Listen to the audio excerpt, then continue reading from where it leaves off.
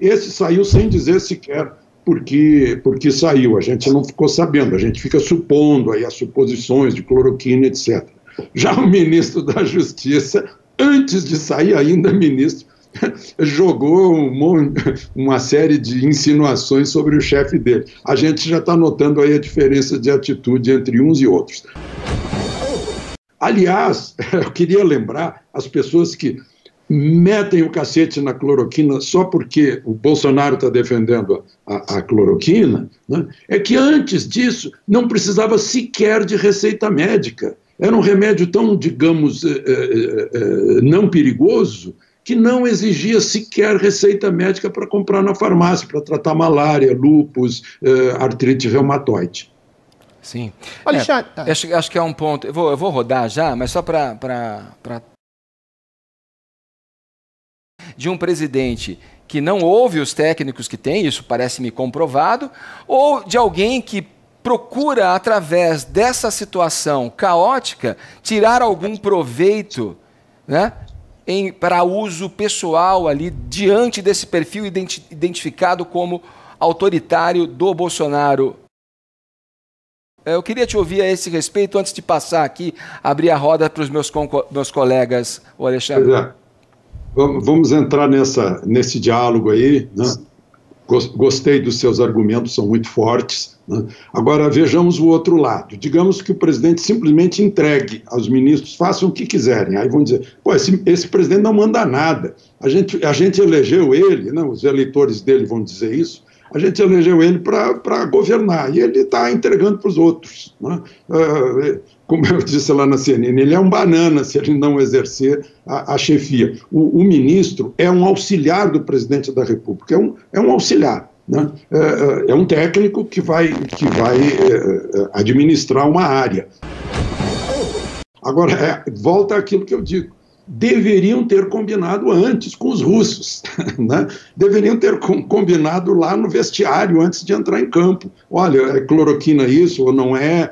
Sei lá se o motivo foi cloroquina. Eu acho que o motivo ele é muito correto, tight. Ele não encontrou dados para administrar, né? Ou seja, não encontrou os testes, não encontrou estatísticas confiáveis. Deve ter sido isso, principalmente, mas eu estou só supondo, não estou chutando. Perfeito. Então, eu acho que essa é a minha resposta para isso. Autoritário é que resolveram dar um carimbo em cima, né? Porque funciona muito bem. Põe o carimbo da pessoa, esse é fulano. Depois não precisa provar que seja, porque ele já está carimbado, que torna-se já um preconceito. Certo. Perfeito. Vamos lá, Adriles. Alexandre, o senhor tem acusado sistematicamente a imprensa de militância, né? O senhor dá 10 exemplos de palestras em que professores reagiram à sua questão da isenção, como for... Não, o jornalista tem que ser um militante em nome de uma causa social, em nome de uma causa ideológica. O senhor teve, por parte de ex-companheiros seus, que eu não vou citar o nome, acusações muito incisivas de ter mudado de opinião ou ter formado uma opinião mais ao centro, mais à direita, mais conservadora, por dinheiro e por projeção. O senhor considera que existe na parte da mídia, inclusive na mídia da Rede Globo, da qual o senhor fez parte, uma espécie de ditadura progressista tão cega a ponto de achar que qualquer opinião que destoe de um princípio de esquerda, de um princípio de progressismo, seja apenas para angariar apoios, para angariar fama, para angariar dinheiro? A que ponto, o que levou a esse tipo de ditadura progressista, de uma opinião única por parte da mídia brasileira, que enxerga tudo que não se coaduna a seu escopo ideológico como autoritário, como fascista e preconceituoso?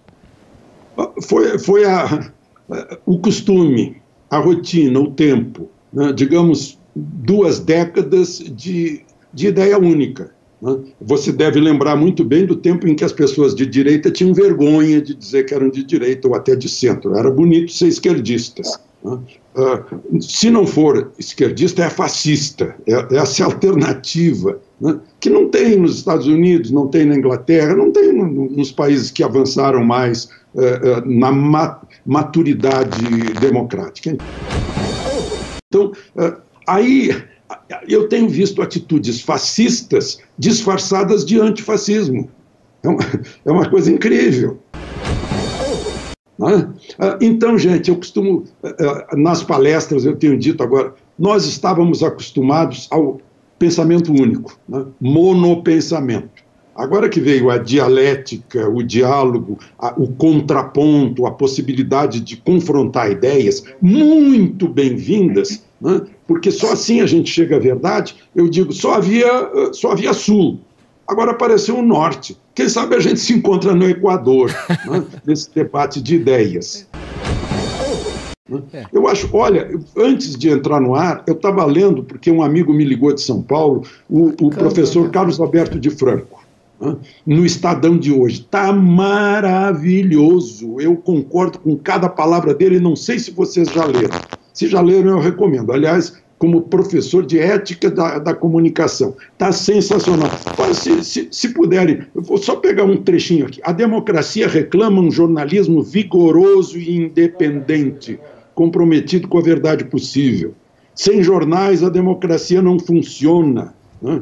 Jornalismo não é anti-nada, mas também não é neutro. Jornalismo independente reclama liberdade, não temos dono. E depois, lá no fim, mas não podemos viver de costas para a sociedade real, né? Isso não significa ficar refém do pensamento da maioria, mas o jornalismo não pode desconhecer, né, que está de permanentemente sentir a sua audiência. Meu Deus, é o que a rede social me proporciona agora. No tempo da televisão eu não sabia como eu estava sendo recebido, agora eu sei. Precisamos fazer a autocrítica sobre o nosso modo de operar. Fiz um resuminho rápido aqui, porque eu acabei de ler, né? Então, essa é a minha crítica construtiva. Que depois aparece uma pesquisa, a pesquisa da CNT-MDA, Instituto MDA. Vejam só, desempenho pessoal do presidente da República, ótimo e bom, 32%, caiu. Agora, confiança nas notícias da imprensa sobre pandemia, só 24%. Então, se a gente dá uma olhada nisso, puxa, onde é que a gente está errando? Vamos salvar a credibilidade. É isso que eu tenho marcado. Uhum. Né? Esse é o sentido da crítica. Não tem nada a ver com governo, com anti ou a favor, contra ou não, né? A minha escola é do Jornal do Brasil do tempo do Dines, né? Talvez eu traga muita coisa daquela época. Certo. Né? Mas eu acho que a gente tem que se adaptar, sim, a gente tem que representar o nosso povo, né? A nossa audiência, o nosso leitor, o nosso ouvinte. Eu sou, Edgar, eu vejo que você é de rádio há muito tempo. Eu sou de rádio desde 5 anos de idade. Meu pai era de rádio e me levava para fazer papel infantil em novela. Comecei a ganhar salário em rádio lá na minha adolescência, né? E o rádio sempre muito preocupado em ter afinidade com o seu ouvinte. A gente não pode se distanciar, ficar numa bolha, ficar num gueto. E entre nós está tudo bem na redação. Mas, gente, vamos ouvir lá na rua, vamos ouvir lá no shopping center, no campo de futebol. Eu acho que é isso que eu tenho dito. Certo. Deixa eu participar os outros colegas aqui da nossa... com o seu ministro, para se entenderem antes de iniciar essa relação. Eu queria saber, na opinião do senhor, qual é o principal erro do presidente Bolsonaro diante das crises que ele está enfrentando, né? A crise na saúde e agora também a crise política. Paulo, em primeiro lugar, a gente fica muito distante com esse senhor, né? Eu não sou Jânio Quadros, nem ministro do Supremo que exige isso. Né? Nós somos colegas. Outro dia eu chamei o ministro do Supremo de você, então agora eu estou pecando pelo excesso, Alexandre. Pois é. Então, eu acho... São dois lados da coisa, né? O que atrapalha o presidente é o temperamento dele. Adora uma briga, né? Agora, foi esse sujeito que foi eleito, né? Aí ele entra e vira um gentleman, vira um lord, né? Aí vão dizer assim, poxa, esse cara é um hipócrita. Ele era um, né? Anteontem, um amigo meu, Celso Franco, que já tentou organizar o trânsito de São Paulo, está com 94 anos, o Celso me disse assim, eu votei nele, mas ele tem que calar essa boca. Eu disse, ô Celso, quando você votou nele, a boca dele estava calada ou estava aberta?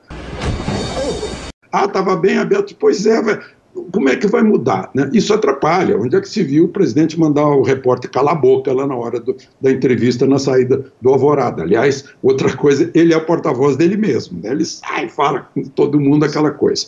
Agora,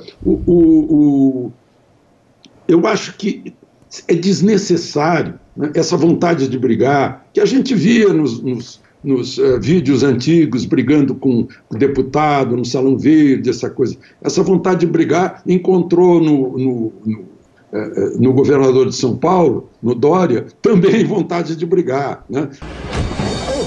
O Rio de Janeiro está entrando numa situação de descontrole. Vai ser o lugar mais preocupante deste país em termos de coronavírus. São Paulo, né? São Paulo capital e Fortaleza, por exemplo, dão sinais de que estão saindo, né? E me ajuda muito aí, eu quero citar o Bianchi, que é um consultor, o Flávio, que me mostra todos esses números, a evolução deles, né? Para poder acompanhar, para poder falar todos os dias no YouTube e conversar com vocês aqui. Mas, enfim, eu acho que é isso, esse temperamento. Certo. Né? Vamos lá, Vini, você, qual a pergunta para o Alexandre? E o acusam de ingratidão, de que você estaria agindo dessa maneira para atrair seguidores e, consequentemente, ganhar dinheiro com isso. Como é que você refletiu sobre esse episódio, Alexandre? Vocês viram Casablanca várias vezes, eu imagino. Tem um... Edgar, eu sabia que você ia reagir assim. Olha só, o Peter Lorre, eu não lembro o nome do personagem dele, mas o Humphrey Bogart era o Rick. Estava lá no Rick's Bar. Aí o Peter Lorre, preocupado, disse, Rick, você me despreza? E o Rick respondeu, se eu pensasse em você, certamente desprezaria. Então eu respondo a vocês que eu não liguei muito para isso. Eu respondi porque... Puxa. A indiferença é pior que o desprezo, Alexandre. Pois é o que eu tenho feito nas redes sociais, quando as pessoas usam adjetivos e interjeições, né? Por que eu vou me preocupar com algo que não me abala, né? O ódio é uma homenagem subversiva a quem é odiado, é uma forma de amor contrariado, né? Enfim. A pessoa está dizendo assim, na esgrima, touché, me tocou. A pessoa está dizendo isso. Eu já respondi, eu não queria ir além da resposta, eu quero, porque eu respeito essas pessoas que estiveram envolvidas, né? Eu só precisei responder porque veio uma insinuação de que eu teria postado uma manifestação contra a empresa em que eu falei 32 anos, eu disse, eu não faria isso, né? Não faria isso. É uma questão ética, de justiça, né? Quando eu saí da Manchete, uma pessoa convenceu o Adolfo Bloch, meu amigo, convenceu o Adolfo que eu ia entrar no ar ao vivo e ia falar mal da Manchete. Eu disse, ele está maluco, ele vai estar dizendo assim, alô Silvio, alô seu João Saad, esse cara é doido, ele usa a própria emissora para falar mal dela. Então... Alexandre, vamos lá. Voltando aqui à política, saindo do folhetim, entrando na política novamente, que a tua especialidade é o que te trouxe até aqui, como dos jornalistas mais conhecidos. E jornalistas, poderia dizer conservador? Você fica confortável com esse subtítulo, né? Jornalista Alexandre Garcia, um jornalista conservador? Por que não ficaria confortável, né? Eu teria preconceito contra o conservadorismo? Não, eu acho que... Mas vamos lá, o que você... Eu queria que você... seria um preconceituoso. Chame como quiser, não faz mal. Se não ofender minha mãe, né? Eu levo na brincadeira. Tá certo. Eu gostaria que você discorresse um pouco, avançasse um pouco sobre essas possíveis questões envolvendo o presidente politicamente, que são as revelações dos áudios, do vídeo, daquela fatídica reunião de 22 de abril... efetivando-se, vindo à tona essas revelações todas através da justiça agora? Que desdobramento isso pode ter na tua visão, Alexandre? Ô, Edgar, você já botou um adjetivo aí na reunião, fatídica reunião. Não é? Bom, aí você já você não estava presente, não, Alexandre? Eu tenho tanto cuidado com adjetivos, meu Deus do céu, por isso que adoro substantivo e verbo. Porque a gente acaba fazendo julgamentos e fazendo pré-julgamentos. Eu não sei, quem vai saber disso? Eu estou influenciado pela fala do Moro, eu acho que é isso. Ele é um Moretti. Ele é um fã do Moro, Alexandre. Vamos lá. Alexandre. O meu restaurante de preferência lá em Milão se chama Quattro Mori, que eu recomendo, fica perto do Castelo Sforzesco. Lá são 4. Bom, mas enfim, eu acho que Aras que deve decidir essa coisa, né? O fato mais recente aí do Paulo Marinho, né, eu acho que, já de cara, né, eu estou com a Constituição aqui do lado, dei uma olhada para conferir, artigo 86. Não pega o presidente porque é antes do mandato dele, então não consegue pegar. O Flávio vai ter que responder na primeira instância, porque ele ainda não tinha tomado posse como senador, né? E Sérgio Moro vai ter que deixar muito claro que ele não ficou sabendo disso enquanto era ministro, porque vira prevaricação, né? E é bom alertar, né? Eu falei isso hoje na Eldorado, é bom alertar que essa é uma mania de policial, eu estou falando de policial em geral, né? Que quer agradar a autoridade política e passa a informação. Isso é muito feio, isso tem que ser apurado, se foi verdade, se não foi verdade. O desembargador que tratou do caso disse que não houve adiamento, não houve favorecimento, enfim, está nas mãos do Aras agora, eu não vou fazer julgamento, né? Senão a gente acabaria pré-julgando. Né? Alexandre. Deixa eu só fazer uma pergunta para o Alexandre. Não estava previsto isso, Alexandre, de você seguir com a gente no próximo bloco, mas eu lhe pergunto, o papo está enveredando para um lado bacana, bom, a gente está conseguindo extrair coisas de você com tanta experiência, né, que você tem. Você pode seguir com a gente na sequência? Pode esperar mais um pouquinho? Posso sim, o almoço é só depois do meio-dia. Tá bom, a gente já volta então. Eu queria voltar, Alexandre, com uma demanda para você sobre o comportamento do presidente. Você não acha que o presidente deveria evitar estimular manifestações em plena pandemia de uma doença altamente contagiosa, em que o que se tem à mão de seguro é a orientação para o distanciamento social? Só se ele fosse muito burro, porque está todo mundo querendo dar apoio para ele, mostrar que ele está com força, que ele vai em frente, né? Porque houve tantas tentativas aí de interferir no poder executivo. Recusar apoio, eu acho que o político que recusa apoio não deve estar muito bem da cabeça, né? Eu acho que ele não tem que desestimular, não. O que eu acho é que não deveria ter ido lá para frente do quartel do Comando Geral do Exército, né? Que é uma bobagem a pessoa pedir intervenção militar, que isso não vai acontecer, né? A menos que haja aquilo que está escrito no artigo 142, né? Mas eu não vejo por que desestimular, porque é um aviso, né? O povo na rua, né? Ontem é um negócio impressionante. Eu vi as imagens, de repente apareceram uns caminhoneiros, caminhões gigantescos, aderindo a uma manifestação espontânea. As pessoas já vão espontaneamente para lá como se fosse rotina. Ônibus vindo de estados, sem que alguém tenha pagado o frete, ou tenha pagado o sanduíche, ou tenha pagado a hospedagem. Né? Vem espontaneamente. Né? E aí ele vai dar as Alexandre, diga lá. Oi. Mas mesmo quando este estímulo pode representar um risco à vida das pessoas em virtude das aglomerações? Bom, não foi o que se viu aqui em Brasília. Os números de Brasília são excelentes.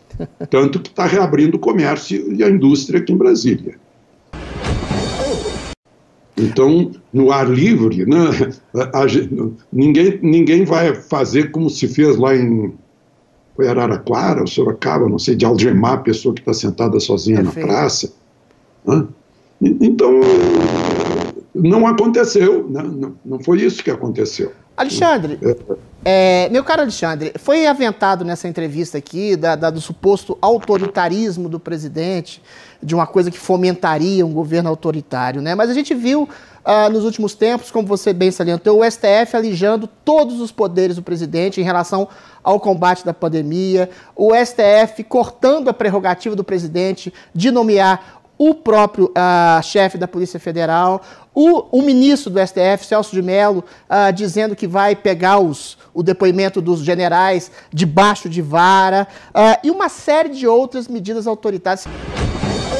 Você não acha que, sob essa prerrogativa, sob esse preconceito de taxar na testa do Bolsonaro a figura de um autoritário, quando ele mesmo, em seus discursos, fala o tempo inteiro em democracia e liberdade, quando ele mesmo não demonstrou nenhum gesto autoritário, os outros poderes, de alguma forma, não estejam exatamente sendo autoritários em nome do pseudo-autoritarismo do presidente, querendo transformá-lo numa espécie de rainha da Inglaterra?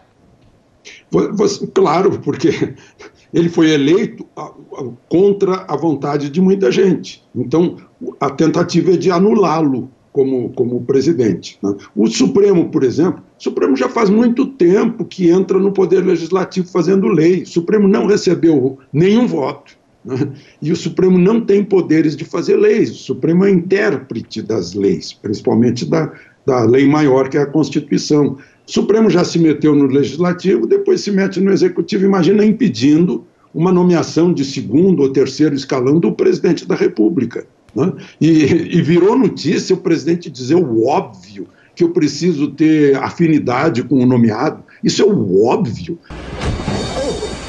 Se ele fosse nomear alguém com quem ele não tivesse afinidade, ele não teve afinidade com Taixe, não teve afinidade com Moro, pelo jeito não deu certo. Né? Precisa ter afinidade com aqueles que ele escolhe. Né? Então, realmente, seria o Montesquieu, né, deve estar se rolando no túmulo quando vê alguns atos do Supremo brasileiro, de ministros do Supremo, que não receberam um voto sequer para fazer leis ou para serem poder executivo. Eles foram legitimados pela indicação do presidente da República, que recebeu votos, e pela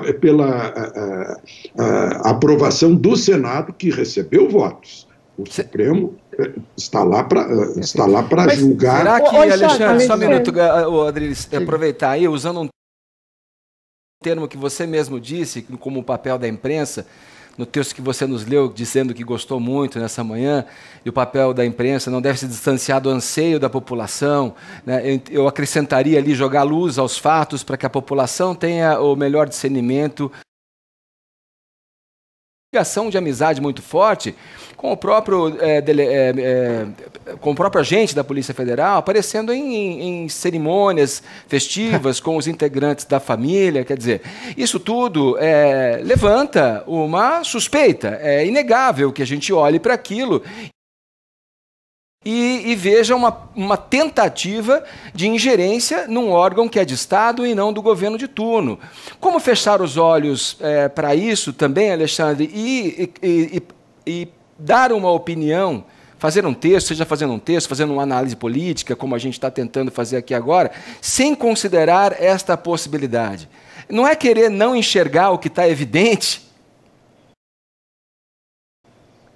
Não, é não querer enxergar o óbvio, que o sujeito era o chefe da segurança do candidato recém-eleito, do presidente eleito. E lá fizeram uma amizade, super recente uma amizade. Você já afirmou que é algo umbilical, né, que tem evidência, pode ter indício. Se tem evidência, não precisa nem ter prova. Agora, o que a gente vê aí, ele tentou, não conseguiu, recuou. Né? Mas o quê? Queria alguém com quem ele tinha conversa normal, né? Uma conversa já conhecida desde antes, né? Depois de ter sido eleito. Né? Isso se leva a pressupor que o Ramagem e o presidente da República queriam fazer uma associação criminosa com fins ilícitos, né? Então a gente está atribuindo a outro já uma suposição de crime. Perfeito. Eu acho que sim, tem que ter cuidado, tem que fazer a suposição, né? Tem que noticiar para discutir o assunto. E acabou que, ao discutir o assunto, o Ramagem continuou chefe da Agência Brasileira de Informação. Vamos lá, Paulinha. Olha, Alexandre, você disse que no caso dessas manifestações ao ar livre em Brasília, você não enxerga problema. Eu queria saber se você também apoia o presidente no sentido de que já pode haver uma reabertura, por exemplo, do comércio. Como que você entende isso? Você se preocupa com uma atitude como essa, chegar a sobrecarregar o sistema de saúde? Como que você enxerga essa posição do presidente e entender que já é hora de reabrir e de voltar os olhos para a economia? Eu acho o seguinte, e não adianta ter posição de presidente se não tiver posição de governadores e de prefeitos, né? É inútil. Então a gente vai discutir o inútil. Eu acho o seguinte, que o que eu estou vendo aqui, que me mandou o consultor André Bianchi, que os 3 estados do Sul, por exemplo, estão totalmente livres para reabrir. Tem 20 estados brasileiros em situação melhor que a Coreia do Sul. 20 estados. Situação difícil. E não são estados, situações difíceis. Região metropolitana do Rio de Janeiro, a principal, né? Ainda temos Recife, Belém, Manaus, né? Fortaleza já resolvendo, São Paulo resolvendo. Então, por que a gente não pensar nos 90% dos brasileiros que não têm a nossa felicidade? Eu estou aqui bonitinho, na minha casa, tomando água, estou com um copo d'água aqui do meu lado, né? Se eu precisar de comida, eu vou pegar o celular aqui, vou chamar comida, alguém vai me servir, né? Por que eu não tenho que pensar nessas pessoas que estão desesperadas, que precisam fazer alguma coisa, né? Enquanto nós estamos baseados ainda num vírus que a gente ainda não conhece, né? Aí nos jogaram em cima o pânico, o medo. O medo é uma forma de controle de grandes massas, né? Desde sempre. Os exércitos antigamente faziam barulho no início. O Hitler botava no nariz do Juncker uma sirena para assustar os inimigos, antes de bombardeios dos ataques que ele fazia. Então, esse barulho paralisou todo mundo. Tem gente que está neurótica em casa, que não quer sair de jeito nenhum, né? E, no entanto, se a gente olhar os números que o André Bianchi me mandou aqui, nos 4 primeiros meses do ano de 2019, as insuficiências respiratórias e a pneumonia mataram 100 mil brasileiros. Será que a gente está agindo certo até agora? Eu não sei. Eu tomo meus cuidados, eu estou em casa, né? Mas eu sou privilegiado, eu posso fazer transferência bancária pelo celular. Tem gente que não tem nada no banco e precisa produzir renda, né? Tá certo. Será que a gente vai estar tão alheia a esses irmãos brasileiros que estão aí na pior? Tá certo, Alexandre. Queria agradecer aqui a tua participação com a gente no Morning Show. Obrigado pela entrevista. Um abraço para você. Muito obrigado a vocês, né? O Edgar chegou até a querer que eu julgasse o comportamento... não, alguém quis aí que eu julgasse o comportamento do presidente. Eu lembrei do tempo que eu julgava o comportamento dos meus filhos. Muito obrigado a vocês. Um grande abraço. O senhor pode falar o que for, mas eu acho ainda que o senhor ali à frente da comunicação do governo poderia evitar um problema maior aí desse caos que a gente vive. O senhor nunca foi convidado, não? Tá doido, já fui, não. Minha resposta foi não. Gente, agora que eu sou dono do meu nariz, eu ia abandonar isso? É muito escaldado, viu, Alexandre? Eu sou dono do meu nariz agora. Um dia vocês vão ser donos do nariz de vocês completamente. Vocês vão ver como é que é. Valeu, Alexandre. Bom dia para você. Um abraço. Bom dia para vocês. Um grande abraço. Vamos lá. Vamos